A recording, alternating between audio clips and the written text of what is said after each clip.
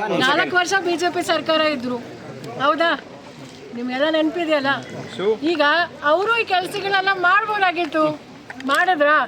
ಇಲ್ಲ, 40% ಲೂಟಿ ಹೊಡೆದು ಹೋದ್ರು. ಈಗ ಅದಕ್ಕೆ ಜನ ನಮಗೆ ಆಶೀರ್ವಾದ ಮಾಡಿದ್ರು. ನಾವು ರೇವಣ್ಣ ಸಾಹೇಬರು ಏನು ಹೇಳ್ತಾ ಇದ್ದಾರೆ ಅಂದರೆ, ನಾವು ಕಾಂಗ್ರೆಸ್ ಅವರು ಪ್ರತಿಯೊಬ್ಬರೂ ಯಾವುದೇ ಜಾತಿ ಆಗಲಿ ಯಾವುದೇ ಧರ್ಮ ಆಗಿರಲಿ ಎಲ್ರಿಗೂ ಇದು ಒಳ್ಳೆಯದಾಗ್ತಾ ಇದೆ. ವಿಶೇಷವಾಗಿ ಬಡವರಿಗೆ ನೋಡಿ, ಬಡತನ ಬಹಳ ಹೆಚ್ಚಾಗಿದೆ ನಮ್ಮ ದೇಶದಲ್ಲಿ.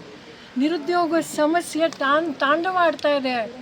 ಈಗ 11 ವರ್ಷದಿಂದ ಎಷ್ಟು ಕೋಟಿ ಉದ್ಯೋಗ ಸೃಷ್ಟಿ ಮಾಡ್ತೀನಿ ಅಂದರು? 2 ಕೋಟಿ ವರ್ಷಕ್ಕೆ 22 ಕೋಟಿ ಉದ್ಯೋಗ ಸೃಷ್ಟಿಯಾಗಬೇಕಿತ್ತು.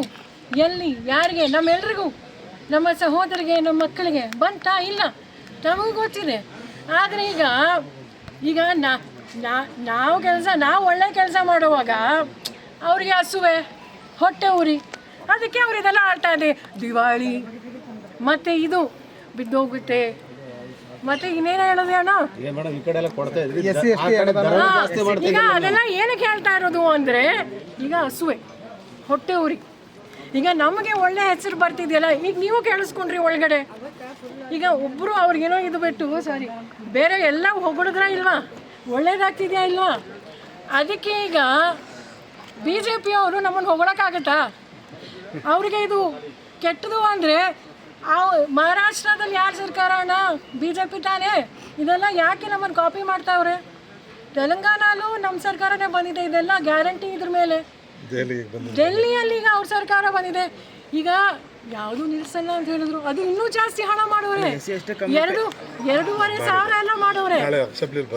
ಅಸೆಂಬ್ಲಿಗೆ ಬರುತ್ತಲ್ಲ ಎಲ್ಲ ಹಿರಿಯರು ಎಲ್ಲರೂ. ಈಗ ಸರ್ ಅಂತ ಹೇಳಿದ್ರು, ಅಂದ್ರೆ ಜನಪರ ಕಾರ್ಯಕ್ರಮ, ಕಾಂಗ್ರೆಸ್ ಜನಪರ ಕಾರ್ಯಕ್ರಮ ಟೀಕಿಸ್ತಕ್ಕಂಥ ಕೆಲಸ ಮಾಡ್ತಿದೆ ಅಂತ ಅಣ್ಣ. ಈಗ 2 ವರ್ಷ ಅಷ್ಟೇ, ಇನ್ನೂ 2 ವರ್ಷ ಆಗಿಲ್ಲ. ಈಗ ಇನ್ನು 2 ವರ್ಷನೂ ಆಗಿಲ್ಲ. ಈಗ ಕೆಲಸ ಎಲ್ಲ ಈಗ ಪ್ರಾರಂಭ ಆಗಿದೆ. ಗುದ್ಲಿ ಪೂಜೆಗಳು ಈಗ ಆಗಿದೆ. ಎಲ್ಲ 5 ವರ್ಷ ಎಲ್ರಿಗೂ ಒಳ್ಳೆಯದಾಗುತ್ತೆ. ಕಳೆದ ಬಾರಿ 2013ರಿಂದ 2018ವರೆಗೂ ನಾವು 165 ಅಲ್ಲ ಸರ್, 165 ಭರವಸೆಗಳಲ್ಲಿ ಎಲ್ಲನೂ ಮಾಡಿದ್ವಿ.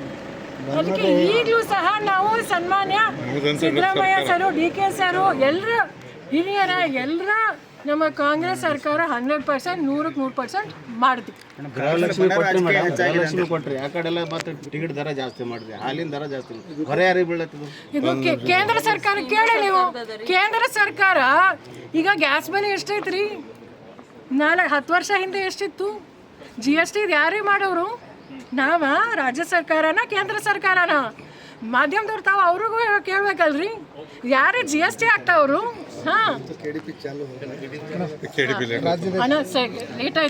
ರಾಜ್ಯದಲ್ಲಿ ಮೇಡಮ್ ಈಗ ಮಹಿಳಾ ಕಾಂಗ್ರೆಸ್ ಅಧ್ಯಕ್ಷರಾಗಿದ್ದೀರಿ, ಪ್ರಥಮ ಬಾರಿಗೆ ಬೀದರ್